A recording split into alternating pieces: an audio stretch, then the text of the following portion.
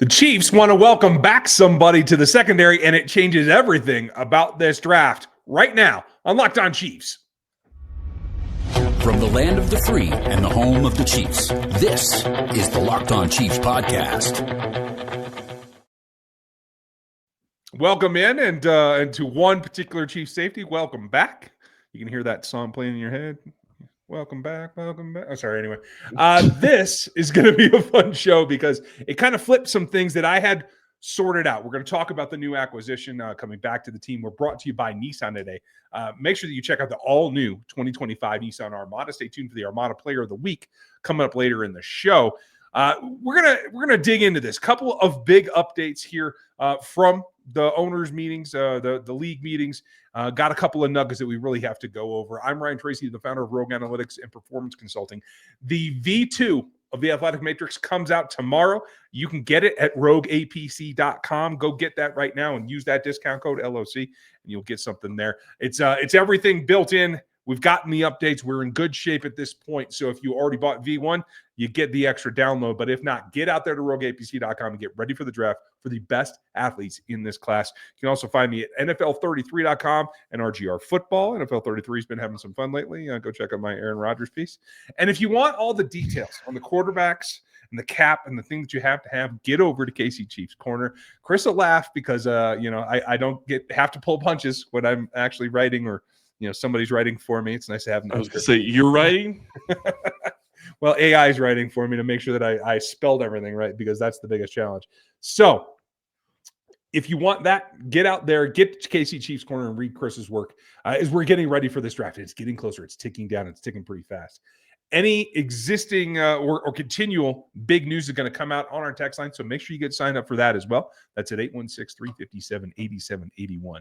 So Rashee Rice has an update from Andy Reid. We're going to talk about him, what his scenarios are coming up later in the show. Before that, the target priorities that we have to have on the offensive side. We talk about the big one all the time, but it comes down to more than that. What are the priorities? That's coming next. And we start with a little welcome back Cotter, because Mike Edwards has rejoined this team on a one-year deal, filling out the fourth safety role here that had been occupied by Deon Bush until this morning. That changes not only the complexion of the safety group and the secondary at large, but specifically what has to happen in this draft. Because until today, I had safety as a sneaky need, something that they should look at 95, something they definitely should look at 133 to try and acquire. This changes all that for me. I don't know that they need to do a safety in this particular draft. What does it do for you? Yeah, I don't think that they're going to be looking at safety anymore. I think that this is their final move at the position, and of course we say that, and then they're going to go out and somebody's going to drop to them that they didn't expect there to be in the second round, and they're going to take a safety in the second. So it happens, whatever. But I do think that this is probably what their plan is that this is their last move at the position, unless somebody just amazing drops.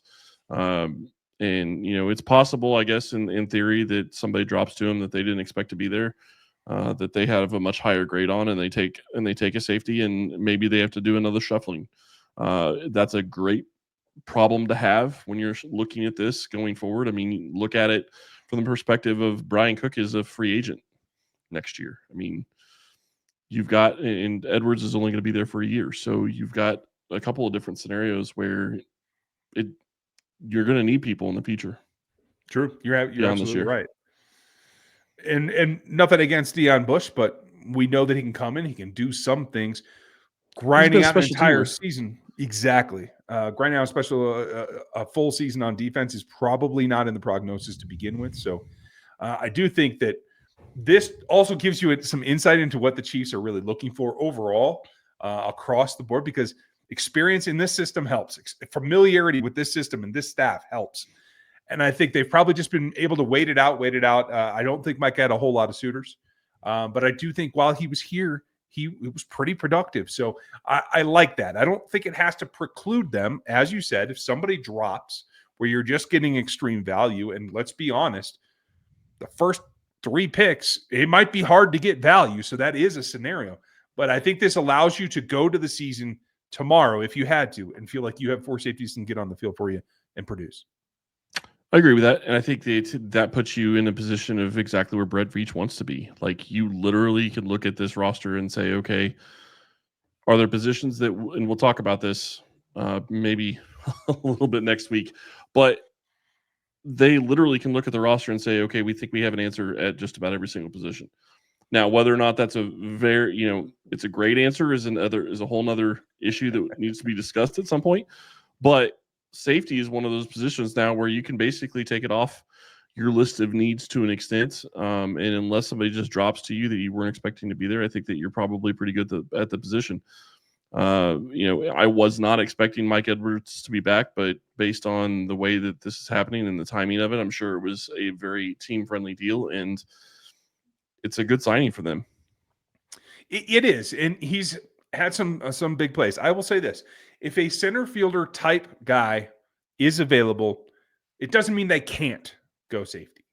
I do think there are one or two, honestly, not many, in this draft class that you might say, hey, this guy can cover the entire field. He's got the athleticism. He's got the vision. I think vision is the biggest piece of it, and I think Mike brings that. But he also brings the ability to come down into the box, to be able to do some of the interesting things in terms of inversion calls, hitting some of the zones that Spags wants to hit with that level of confidence because he's been here, done that. And I think that might be the overriding issue right now. Yeah, and you brought up something, and I have to get back to it because we haven't talked since this happened. But you brought up the owners' meetings, and one of the things that came out of the owners' meetings. Do you know what my favorite thing to come out of the owners' meetings was? What's your favorite thing? Big Red without a mustache. Okay.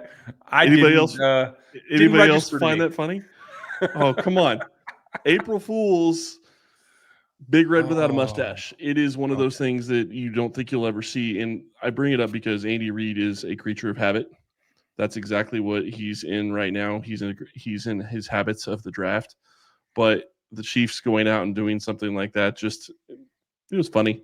It's nice to see. Yeah. They're having owners meetings. They're having all the different things that are going on right now as they prepare for the rules changes and whatnot. And the one rule that most people probably care about the tush push has been pushed back. So that's about really the biggest thing that came out of the owners meetings at this point. Yeah. And I think that's probably fine. Chiefs, it is what it is. They lost some points on it. They also were able to stop maybe the second best team in the league in the Buffalo Bills from their sneak. So I think it's a toss-up. Certainly not the priority, but the priorities the Chiefs have, especially on the offensive side, we've talked about need number one ad nauseum, but then it gets very tricky after that. So what should be the priority that's coming up next?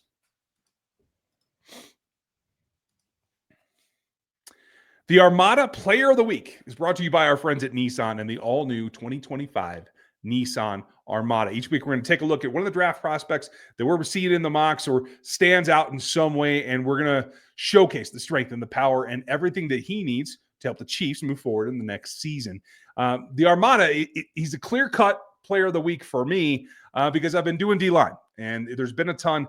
And it is Derek Harmon. He gives you everything that you need to get onto this roster, help Chris Jones out, push the pocket, be able to take on that run, and really solidify the future of the position that is currently helmed by Mike Pennell. He's heavy duty. He's rugged, just like the Armada is, and that really helps down the stretch. When it comes to the Nissan Armada, they say go forth and conquer, and that's exactly what he needs to do right here. So to clear that player out of the way, get out there and get ready to conquer the road ahead with confidence. You can just get in there with the all-new Nissan Armada and find their other outstanding vehicles as well. Take the Nissan Armada, the Rogue, the Pathfinder, and go find your next big adventure. Shop NissanUSA.com.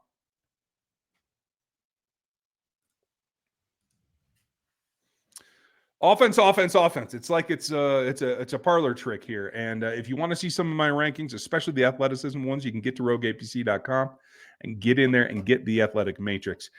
There are some burners in here, but there's maybe more tacticians in this wide receiver group, in this tight end group, that I think are really, really intriguing. And I don't think you have to go into, as we talked about earlier, with the balance that Brett Veach has acquired. You don't have to go in after one or the other. But if left tackle gets sorted out, and you have an option, or you've decided to move on with Jalen Moore, whatever that is, if that's off the table, the next priority to me is one of these positions. It doesn't have to be one or the other, but it has to be a pass catcher. You have to continue to add to the weapons for Patrick Mahomes. I don't think there's anything else that would supersede that. Do you disagree? I don't disagree, but I would also take it a step further and say that I think it's a primary need. Like I don't think that they have enough. I don't think that I'll ever really probably think that they have enough at the wide receiver position unless they get to a position where they have something like what the Bengals have, where they have a 1A, 1B, or a 1 and a 1A. And then they have another couple of wide receivers that are pretty good behind them. I'm not saying I don't like what Hollywood Brown brings. I'm not saying I don't like Rashee Rice or Xavier Worthy, but the reality is Brown's on a 1-year deal. Rashee Rice has got 2 years left on his deal. Worthy you have for a little bit of time, but the reality is I mean, is he going to be able to go forward from what he did this past year? I mean, you can't just figure that he's going to step back. You can't figure that he's going to have a huge step forward, but you have to continue to build for that position. So to me, wide receiver is going to be in need every single year because of the Bengals. And it's not just because of having 1 and 1A. It's because look at the contracts that 1 and 1A got. Yes. That is why wide receiver. Yeah. That is the reason why wide receiver is going to be a need every single season for me. Unless they go out and sign somebody that I don't expect them to do, and I don't expect them to do the Tyreek Hill trade, which we already kind of talked about. Right. Yeah. You have to keep investing through the draft so you can manage those contracts at that position. I completely agree with you. Right now, it looks like it's Xavier Worthy, Hollywood Brown, Rashee Rice. Top 3, not a problem. Juju Smith-Schuster is back on this roster to be, I think, the safety valve. And Nico Remigio, I think, has really solidified himself as the returner at the 6th spot. Assuming right now that there's only going to be 6. That leaves Sky Moore for all of his ups and downs, Justin Ross, Tyquan Thornton, Jason Brownlee. Those are your options right now. I think it's very easy to see the Chiefs sliding in there to make another selection at the position to boost that competition. Whereas on the tight end spot, you have obviously Kelsey, what we think is going to be the swan song, but that's not confirmed, but we think so, right? Noah Gray. Jared Wiley's a question mark, but should be slotted in as the 3rd because of the draft investment, even though he's coming off the injury. Then Ferkser, who got on the field last year and actually did a couple of decent things. My guy, Baylor Cupp, who I think has a ton of upside still. And Robert Tonyan is on the roster, for those of you that missed that acquisition. So that position's pretty deep at this point. Does that give you an indication about what they ought to do and where they ought to put their efforts into? I still think that the tight end could be one of the – I don't know that I would put it top 3 because I still think wide receiver, left tackle, and defensive tackle are going to be your top 3. But tight end, I think, is one of those positions where you draft it if something drops to you. Like, I don't expect them to go and try to move up into the top, 15 to 20 to go get exactly who they want, or, move up huge. Maybe you move up in the 2nd round to go get who you want. If there's a guy in the 2nd round that is falling that you didn't expect to fall, maybe you do that. I have no problem if they're going to go attack and try to get the exact player they want. They seem to do that every year, and it's worked out pretty good for them for the most part. The one thing I will say is, looking at this, taking a wide receiver or a tight end makes even more sense because of one additional thing that we haven't discussed, and it is Travis Kelce. And it's the fact that adding another piece is just going to help him, and they need to give him all the help they possibly can for this season. I completely agree. Limit what he has to do. Let him do what he's doing. We hear he's working out a ton. We're hearing that this is like his push to be back to the athleticism that maybe we saw fall off a little bit last season. But anything you can do to help that is worth that effort. The wide receiver class is decent. I don't think that it's elite, and I don't think that the top is that great. So there might be more opportunities there. I will tell you this: if Emeka Buka's there, you have to make the argument in the 1st round to go get him, because he's exactly the style of player that can play all the positions, can do all the things that you want, that Andy Reid loves and that they want in this offense. So he's a pretty unique prospect there. And he's a difference maker. He's a huge difference maker. He's the last man standing at Ohio State. They do have a young freshman as well, I'll say that. But like after that, the train of wide receivers that have come out of there. He's kind of like the youngest guy. There was the last guy there, and he's been able to just keep chewing through it. And I do think he is a unique prospect in that way that fits this system. After that, you're taking your your hits and your misses. Traits are in there. What I really like is that the Chiefs have options that I think fit all the first 3 rounds at tight end. So if they get down to it, I don't know that Colson is going to be there. Lovin's unique. I think he goes before they have a chance, but if they're moving up, if they're into the upper 20s, there's a possibility there, right? I like that fit. Second round, I like Arroyo. He lines up off the line of scrimmage quite a bit, much like Travis did when he first got onto the field. And I do like his skill set there. I think that could be another natural fit. And I like Ferguson. Before day 2 is over, I think he might be off the board, and he might be right in the area where the Chiefs go. And it's a fast-paced offense he comes from. He's athletic. He moves the ball well. He's got good hands. He does all the things that they need him to do. And I think that having 3 options in the top 100 maybe gives them an opportunity to lean towards tight end and away from wide receiver. I wouldn't hate it. I just don't think that they're going to do it, and mainly because they went and got Jared Wiley. We will see. They've continuously avoided the position until last year, and now that they know that it could be Travis Kelce's last year, maybe that is going to change the way that they look at it. And the other thing that they have going for them at the tight end position is, generally speaking, they will carry 4. That is generally how they have done things. So it's not an issue of, well, we already have 3, because you're not going to be cutting Wiley. You're not going to cut Gray, who you just re-signed, and obviously Kelsey's staying. So maybe that gives them the ability to think, okay, well, we need to get another tight end. We need to get somebody that can come in and learn from Travis in his last year and maybe take over some of the mantle from him. And again, go back to what I said before. Whatever you can do to help Travis this year is going to be a huge benefit regardless, because if he's healthy and ready to go in the playoffs, that's all that's going to matter. Well, one thing that will definitely benefit Travis Kelce is one Rashee Rice. Looks like he's on the way back. We're going to talk about the scenarios in or out on what happens to Rashee Rice in 2025 coming up next.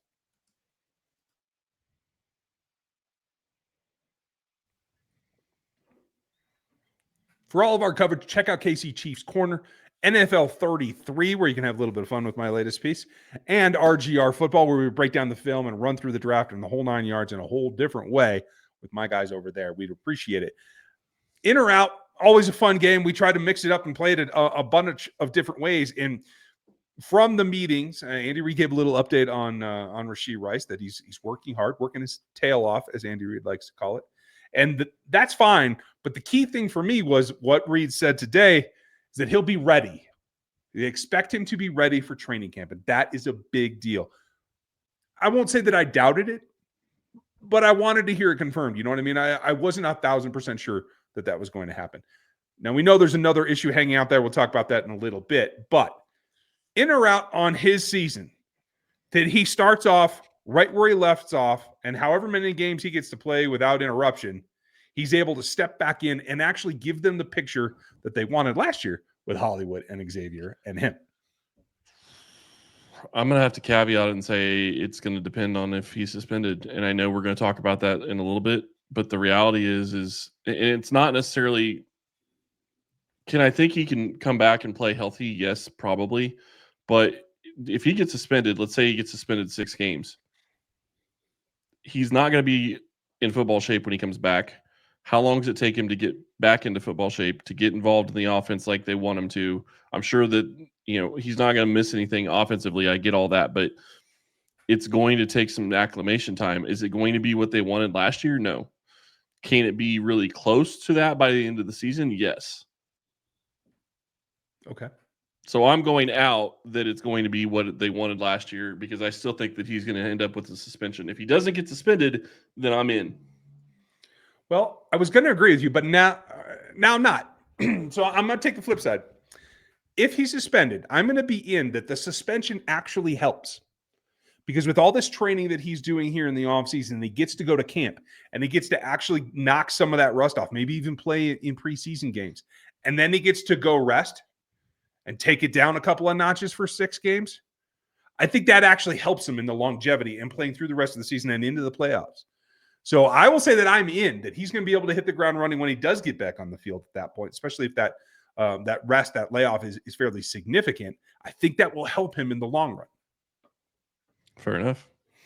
I see it differently, but we'll see. I just think it's going to be tough, especially at that position. And the bigger question is, how is the offense adapted in his absence if he does have a long layoff? But we do need to talk about that potential layoff. So in or out, does he get suspended at the start of the season? I think it would be the start of the season if it happens, and I have to say that I'm in. I expect them to do something. I'm not sold that it's going to be 6. The utter lack of anything about it, I think the league wants to ignore it if it can, but I think it might be either issued as a 4 or argued down to a 4. I don't know that it goes much below that, but I'm not convinced that it's going to be 6. So I'm going to say that I'm in on the suspension and out on the 6. I'm out, actually. Yeah.